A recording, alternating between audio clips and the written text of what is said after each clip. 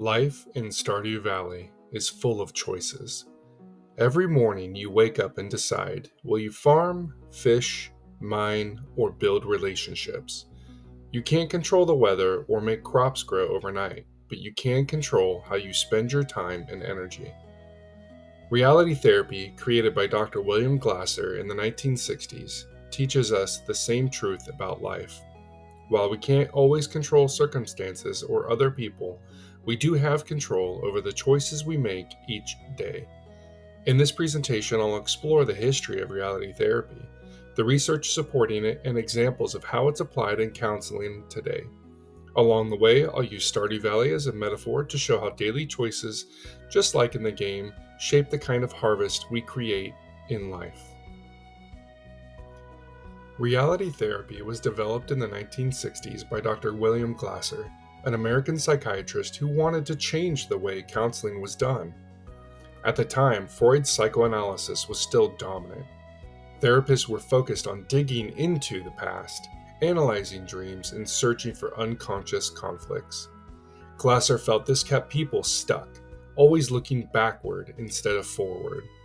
He believed therapy should help clients take responsibility for their actions and focus on the choices they could make right now. Instead of asking, "Why are you the way you are?" he asked, "What are you doing, and is it helping you get what you want?" This present-focused, responsibility-driven approach became the foundation of reality therapy. Later, Glasser expanded his work into choice theory, which explains that all human behavior is motivated by 5 basic needs: survival, love and belonging, power, freedom, and fun. These needs, much like the daily goals in Stardew Valley, shape the choices we make every day. The first need in choice theory is survival. This covers our most basic requirements like food, shelter, health, and safety. In Stardew Valley, you meet this need by planting crops, mining for resources, and caring for your farm. In real life, clients work on survival needs when they build healthy routines, care for their bodies, and create stability. Without this foundation, it's hard to meet the other need. The second need is love and belonging. People thrive when they feel connected to others through family, relationships, friendships, and community. In Stardew Valley, this looks like building relationships with villagers and earning hearts. In counseling, this shows up when the clients want stronger connections with loved ones or support in feeling less isolated. Reality therapy helps people evaluate their actions to see if they're moving closer to belonging or further away. The third need is power. This isn't about controlling others, but about accomplishment, recognition, and building self-worth. In Stardew Valley, you meet this need when you complete quests, earn achievements, and see your hard work rewarded. In real life, people meet it when they succeed at school, reach career goals, or feel respected by others.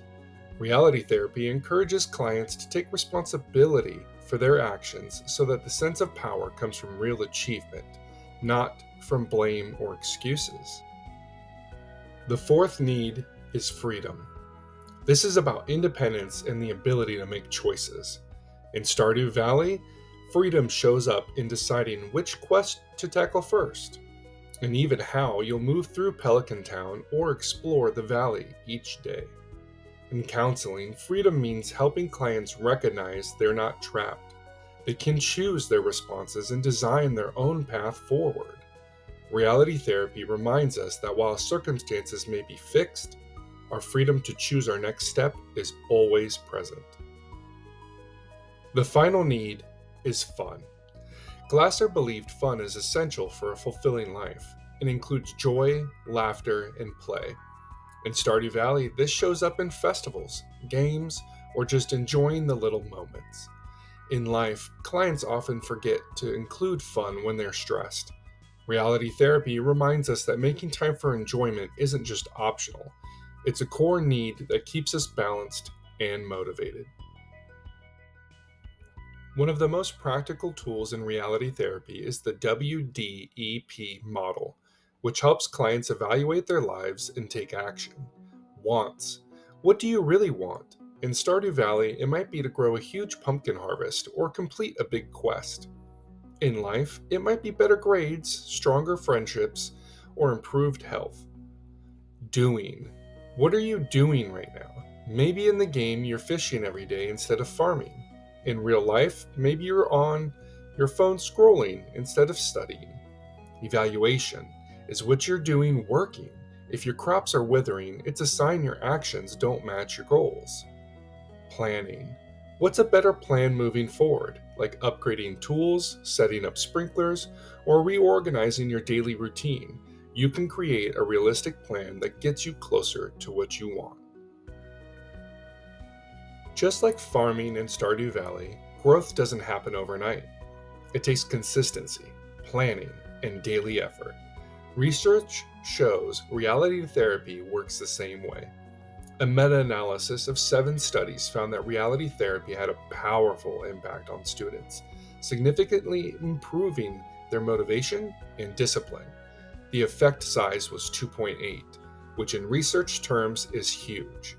That means students who applied reality therapy principles grew much stronger than those who did not. This tells us that when people learn they are responsible for their own actions, they develop the discipline and resilience needed for long-term success. In school, in relationships, and in life. Just like in Stardew Valley, your harvest depends on the choices you make every day. When clients come into counseling, they often focus on things outside their control. They might say something like, "I am so stressed," and point to a boss, a partner, or just life's challenges.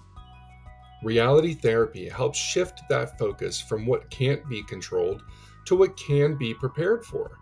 In Stardew Valley, we can't control the rain, but we can set up sprinklers and systems so our farm thrives no matter the weather. The same is true in life. We can't always control the stressors, but we can prepare for the change by setting boundaries, organizing our time, or building coping strategies. That preparation is where real growth begins. In my work as an RBT, I see the principles of reality therapy every day. Just like in Stardew Valley, where you guide animals with care and consistency, I guide clients towards choices that help them grow. When a child is frustrated, I don't focus on the trigger, I focus on helping them choose a better response, like asking for a break or using a designated coping skill. The same is true at home as a parent. Much like caring for animals or teaching kids in the classroom, parenting is about guiding choices that lead to growth. Reality therapy reminds me that whether in counseling, ABA, or parenting, the power always lies in the choices we make. Reality therapy reminds us that while we can't control every circumstance, we always have control over our choices. In Stardew Valley, the farm you create depends on the choices you make day after day. If you don't tend your crops, they wither. But if you care for them consistently, the harvest can be abundant. The same is true in life. Our growth, our relationships, and even our happiness depends less on outside factors and more on the choices we commit to every day. So whether in counseling, in the classroom, or in our personal lives, the message is clear. Like farming in Stardew Valley, the harvest of life depends on the choices we make each day. These are the references that guided my presentation. They include William Glasser's foundational work, our course textbook, and research studies that show the effectiveness of reality therapy in modern counseling settings. Thank you for listening, and I hope this gave you both a clear understanding of reality therapy and a fun way to see how its ideas connect to everyday choices in counseling, in ABA, in parenting, and even in Stardew Valley.